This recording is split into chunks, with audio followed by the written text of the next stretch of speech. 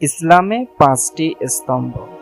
Number 1, কালেমা তৈয়ব, লা ইলাহা ইল্লাল্লাহু মুহাম্মাদুর রাসূলুল্লাহ সাল্লাল্লাহু আলাইহি ওয়াসাল্লাম।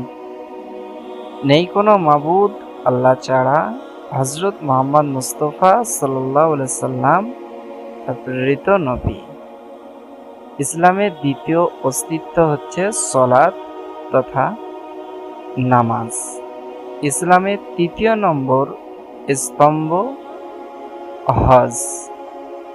ইসলামের চতুর্থ নম্বর স্তম্ভ রোজা তথা সাওম।